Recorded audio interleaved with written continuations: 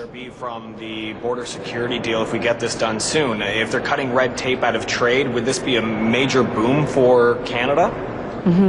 Well, you know, the United States is our largest trading partner, and we want to make sure that trade is facilitated as much as possible between our two countries.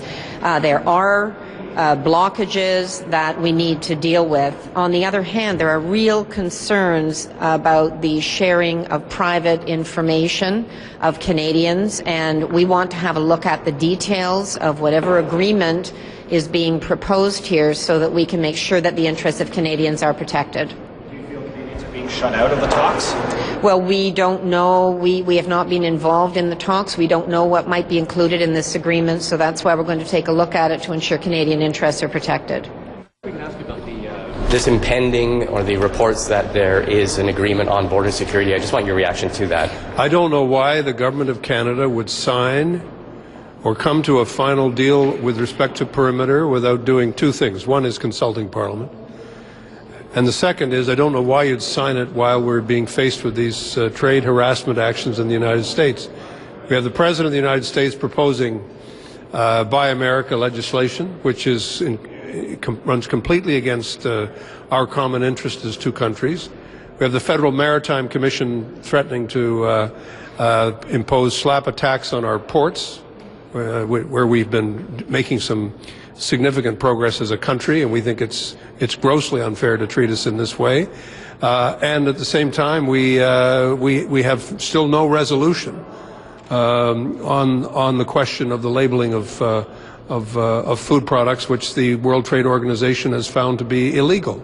So, you know, it doesn't make any sense to play your final card, certainly until Parliament's had a chance, but even from a practical point of view, why do it when we're facing all these harassment measures in the United States? It doesn't make any sense to me. Is there anything positive in this agreement that you've heard? I have no look. I mean, you asked me, is there anything positive in an agreement I haven't seen? I mean, that's a hard question to answer. Le milliard de dollars, en fait, dont parle la presse canadienne ce matin pour le périmètre de... The $1 billion being talked about by the Canadian press this morning for the security perimeter fence. What do you think of it? Well, we're being told the amount, but without being told what we're paying for. We have no idea of the content of the report, of the agreement. And as I said before, to me, it's odd to say we'll sign an agreement, but at the same time, there are all these protectionist measures in the United States. As they say in English, this Buy American drive, it's costing us dearly in jobs. And this is a form of discrimination against Canadian companies.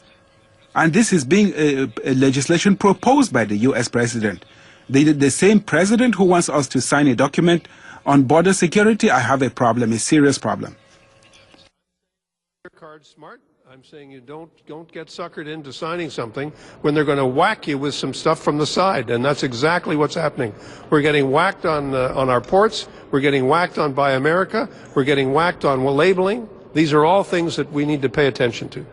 You're in the House today. Your party, as did the Liberals, you asked questions about the permanent security talks, which the government says aren't complete yet. Do you think, is there enough transparency on this, and do you continue to have concerns about sovereignty being traded away? I continue to have sovereignty concerns with regard to what the Conservatives are dealing in the perimeter security talks. They've been chumps when it's come to dealing with the Americans. They rolled over on softwood lumber. They've shown themselves particularly weak when facing the Americans on the issue of the Buy America, which is clearly in contravention of the North American Free Trade Agreement. So sure, we're concerned. You know, we've always been in favor of reciprocity, but that means that the Americans also have to respect the deals that we sign, and that's simply not the case right now. So we have real issues and concerns with regard to the confidentiality of personal information of Canadians that could be handed over. This is a sovereign country. We've got to exercise our full sovereignty at all times. Sure, the U.S. is our most important trading partner. We hope to remain that way. We want to keep open borders as much as possible, but we should stop being saps when it comes to dealing with the Americans. What do you think about the security perimeter talks? Well, we in the opposition, we haven't seen the documents or this agreement. Our leader, Mr. Rae, stood up and asked the government to show the House the agreement that will be reached on the security perimeter, because we wanted to see the content of that agreement. What matters to us eventually is protecting our sovereignty and the issue of the sharing of information with other countries, Canadians' private information. This is a major concern. I don't think these issues have been ironed out so far, but we can't tell because we haven't seen the document of the agreement. The perimeter security document, what we're asking is the government to share this with Parliament, because we haven't seen this document. Certainly we think that probably what's in there is the easy stuff between Canada and the United States, but we have no way of knowing.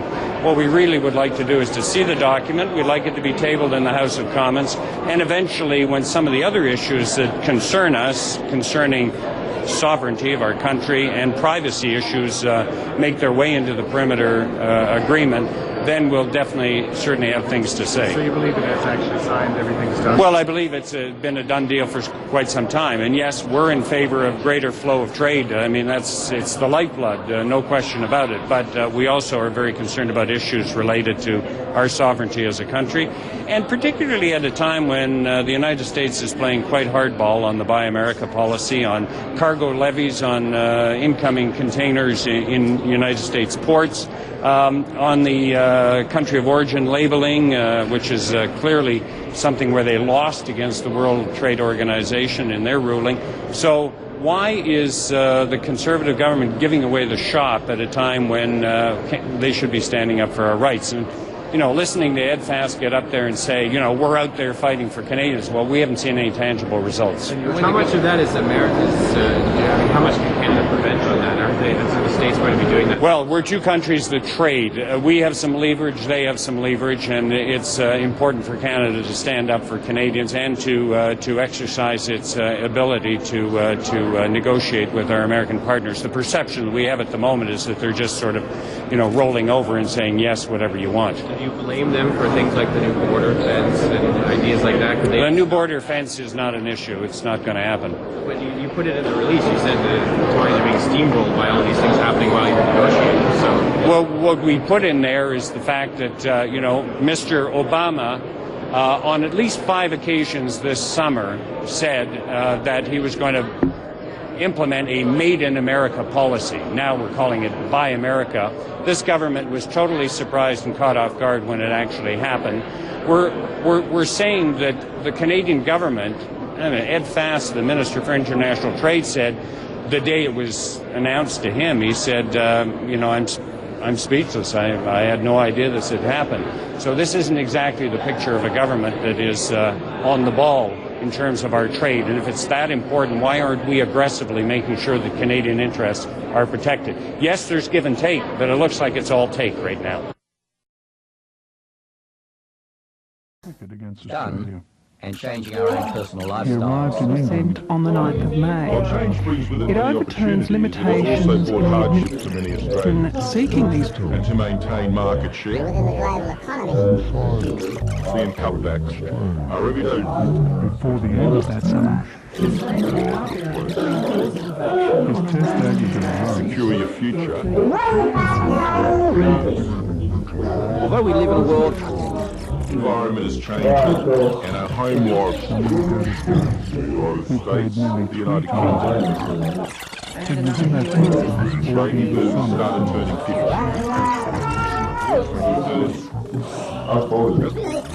50,000 onto the year 2030 is the change.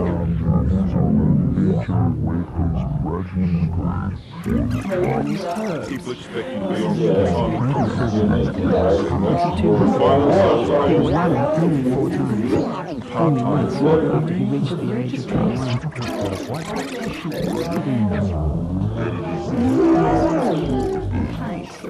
When a company is 1,300 by 1,500 South African cricket players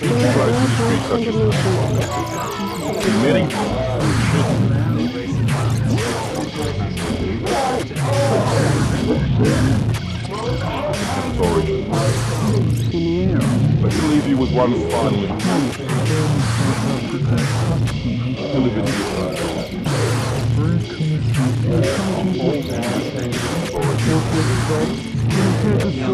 5,000 instant For a valid debt.